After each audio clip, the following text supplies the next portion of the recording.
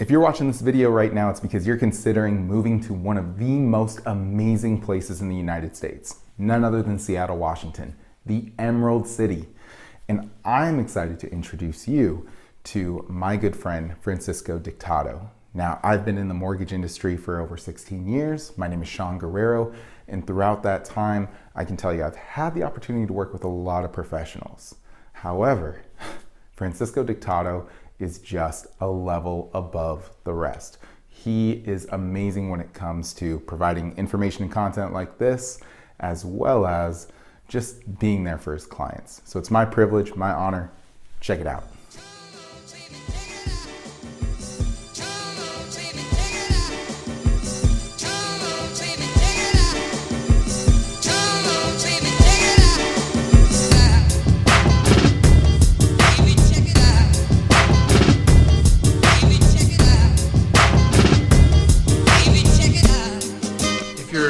Thinking about making the move to Seattle, Washington, please don't hesitate to call, text, or email that phone number and email address below. You can even write me a letter. I'll write one back to you.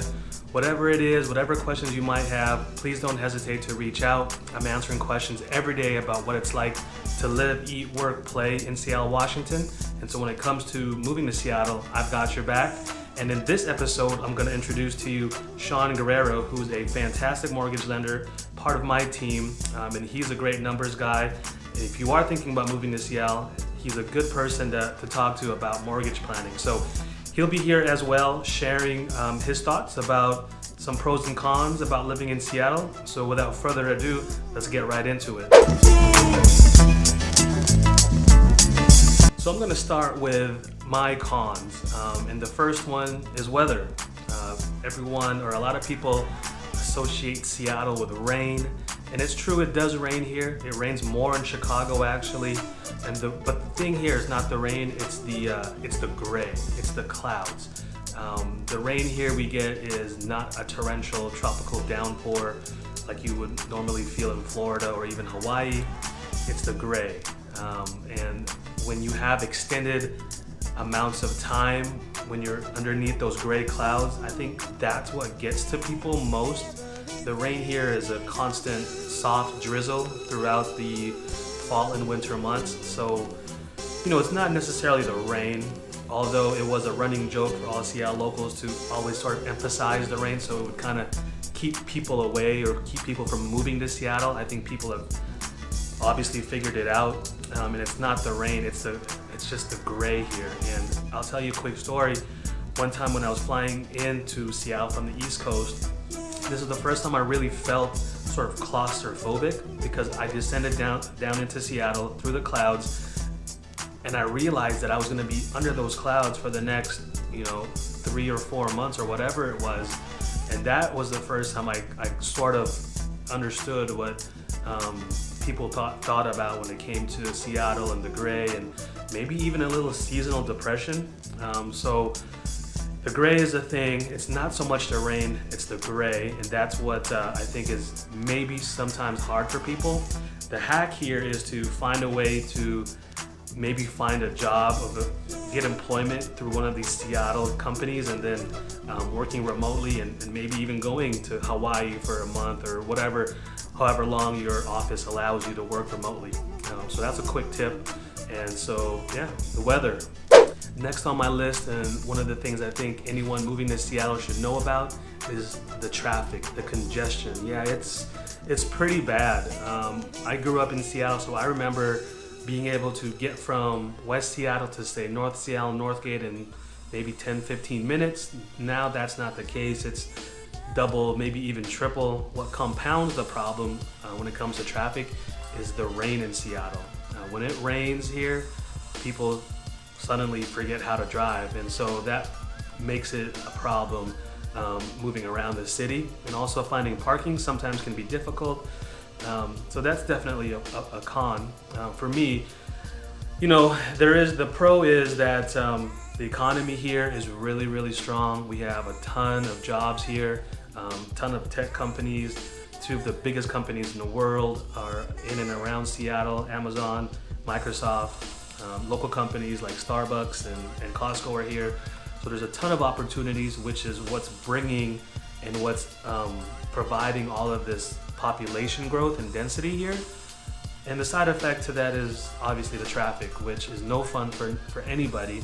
And when you couple that with the rain, it becomes a little bit more difficult getting around. So, Seattle is a big city, and that's just part of the deal now, is dealing with the traffic. So if you're thinking about moving to Seattle, definitely keep in mind that moving around and getting stuck in traffic might be a thing. We are also currently working on implementing more light rail in Seattle, Washington, so that could theoretically help ease the burden when it comes to our traffic. And then also with COVID happening, a lot of companies figured out how to let their employees work remotely. And so just recently I've noticed that, traffic is back because people are figuring out how to move around in COVID. But it's not as bad as the levels pre-COVID. So I think there was an adjustment during COVID with the telecommuting, and I think people are taking advantage of the opportunity of staying home or working remotely. Again, I say if you can work remotely and you're here during the fall or winter months and you're getting tired of that gray, let's take your work and pick up and go head down to Hawaii, which is 6 hours away, and work from there if you can. But just keep that in mind. Traffic here is a thing. It is a big city, so you're gonna have to deal with that. Next on my list is cost of living in Seattle. The average median income in Seattle is about $102,000. The average median house price sold was $755,000. And obviously there's different neighborhoods and pockets in Seattle where you can find better deals, but the cost of living here is real. It's higher than most cities. Seattle is consistently ranked in the top 10 of most lists of the fastest growing city. There's a ton of job opportunities. The tech sector is huge. Amazon has got a huge footprint here, as does Microsoft, Costco, some of those bigger local companies that have now gone global, if you will. So cost of living is a lot higher here. Comparatively speaking though, to say some of the cities, if not all the cities in California, Seattle is still relatively cheaper. And so we've got a ton of people who moved up here from California, a ton of people who moved up here from, say, New York and the East Coast, who find actually the cost of living is cheaper. You get a lot more for your money. Let's say if you're coming from places like cities in Idaho or cities in, say, Montana or even Portland, you're gonna get some sticker shock maybe, because it is a lot more expensive here to live, and that's just the way it is when you have such a big and robust economy here and tons of job opportunities, I think. So yeah, think about that. Definitely something to keep in mind. Cost of living much higher in Seattle. Number 4 on my list is the Seattle freeze. And I'm gonna try and explain that to you as best I can. The Seattle freeze is basically people not willing to interact with each other freely, right? If you ever go down south to say like New Orleans or Nashville, Tennessee, or even Texas, that southern hospitality is real. People seem a lot more open and jovial and willing to say hello. In Seattle, I don't know if it's the weather or if it's just that fast-paced work environment here where people just don't feel like they can stop and say hello. They might not seem as friendly. I personally have not experienced it, but I have had people tell me or ask me about it. So it's something that is definitely here. I think it's harder, obviously, for people who are not from here to maybe relate with some of the other folks who are moving in and around the city. And I hear that dating here is a little bit more difficult. Maybe that's because we have the sun for 3 or 4 months out of the year, and people are maybe more tightly knit and are trying to stay warm and stay inside. I don't know. Thankfully, I'm out of that dating scene, so I don't know what that feels like. But if that's something you're concerned about, I would maybe take into consideration when you're moving out here as a single person. I'm not saying that you can't meet anyone, because you can find coffee joints and different places to actually be a little social. But I'm guessing with COVID, it's gotten even a little bit more difficult with people being sheltered in place or being maybe hesitant to be out in the public as much. So Seattle freeze is a thing. I personally haven't had to go through that or really felt it, but I've heard from many people that they felt like people here in Seattle were less friendly. So all I know is that I've been down south and I know how friendly people can be, and yeah, that's not necessarily the case here in Seattle, unless you make your way to like a Trader Joe's where everybody there seems to be on pretty good terms and happy. So I don't know, maybe we can start feeling it, go shopping at Trader Joe's and get some laughs or talk to some people. All right, next on my list is location, geographical location. So Seattle is tucked away in the upper far left-hand corner of the United States. And so when it comes to traveling, you're gonna end up logging a lot more miles if you travel for business and you have to get out to the East Coast or even in the middle of America. You're just traveling farther than most people in different states and cities have to, because you're tucked away in this corner. I know that our sports teams, say like the Seattle Mariners, Seattle Seahawks, those guys actually consistently log the most miles traveled per team every year, because most of the teams are on the East Coast. And so, if you're traveling for work, that could be a deterrent. But I know with COVID, things kind of, settled down and shrunk. And so a lot of people are now working remotely, so maybe that isn't such of a big concern, the location. But I know in the past, getting flights in and out of Seattle and traveling those miles could be a little difficult for some people. I mean, we as a family go down to Florida, a couple times a year to visit family, and that trip is 6 hours with 2 kids, which is a little rough, but we're only doing it twice a year, so not a big deal. We can make it. We'll get through that.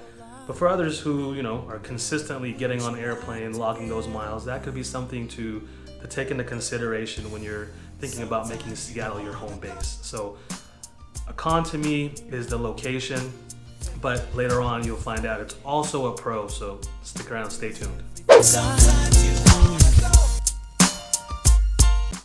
All right, so enough of the cons. Let's get into the pros and some of the reasons why I think Seattle is one of the best places in the United States of America to live. So my first pro, which was also a con, is the weather. So yes, we go through the gray, dreary, rainy fall and winter months, but the payoff is Seattle summers. Everything in Seattle during the summertime is just beautiful. Like the reflections off the water makes the city just sparkle. The temperatures here never get too high, so it's a very comfortable 80, 85 degrees during the summertime. One of the best parts is that sun comes up maybe 6:30, 7 o'clock, and the sun middle of summer won't go down until about 10 p.m. So you've got all that daylight to go out and enjoy the outdoors here, barbecues, hanging out with friends in the parks that we've got, and just enjoying the beautiful nature that we have in and around Seattle. So yeah, weather, it's a trade-off, right? But I guarantee you that the folks here in Seattle enjoy the summers and appreciate the summers so much more, because they actually have to go through those long, dark, dreary winter and fall days. So a pro, the weather. If you can make it out of the fall and winter, spring and summer here are pretty spectacular. So there you go. My next pro, and which is one of the reasons why I think Seattle is so attractive, and it's obviously one of the reasons why our population growth here has taken off, is the economy. We have jobs opportunities here just all over the place, right? Amazon is from here, Microsoft is from here, so those guys are employing a ton of people. There's even more startups. There's a lot of local companies here that have helped create this innovative culture, and so the economy here is pretty healthy. I mean, even during the beginning of COVID and now that we're still in it, like the house prices here in Seattle are still rising. Like I said, the median house in Seattle is $755,000, which is actually up by 3% compared to 2020. So, house prices here are continually rising. The economy is definitely a factor in that, and the diversity that brings is really cool too. I mean, a lot of these jobs that are available in the tech sector attract a ton of different nationalities, which makes Seattle really legitimately, a huge melting pot of cultures, which I find really fun and enjoyable to be around. So the economy here has attracted a ton of people.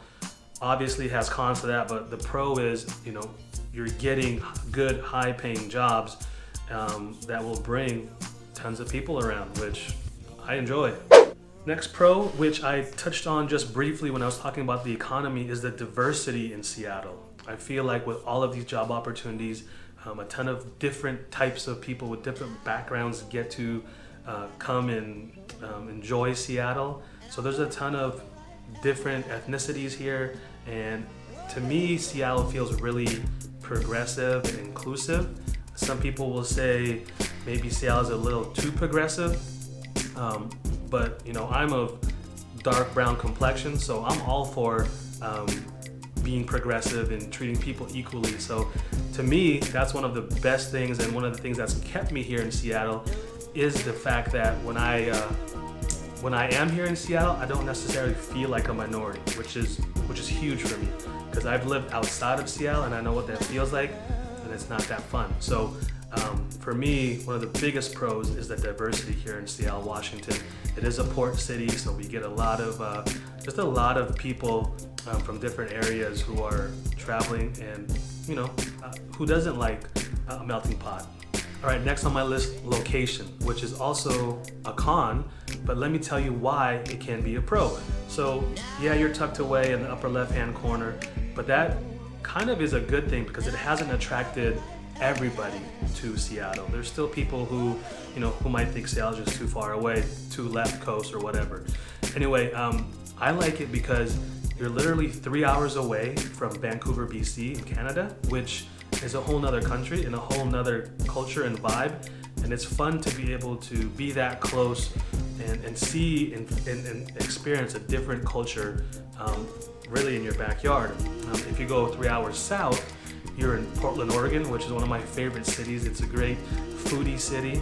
So I typically eat my way through Portland and then go shopping in Portland because Portland has no sales tax, and one of my favorite places to go is the Nike employee store down there. So not only do we get everything 40% off, but we also don't have any sales tax. And along the way, you can really eat your way through Portland. It's one of the great gastro cities in America. And so having north of Seattle, Vancouver, BC, and south of Seattle, Portland, Oregon, it's nice to be in the middle of those cool and vibrant cities.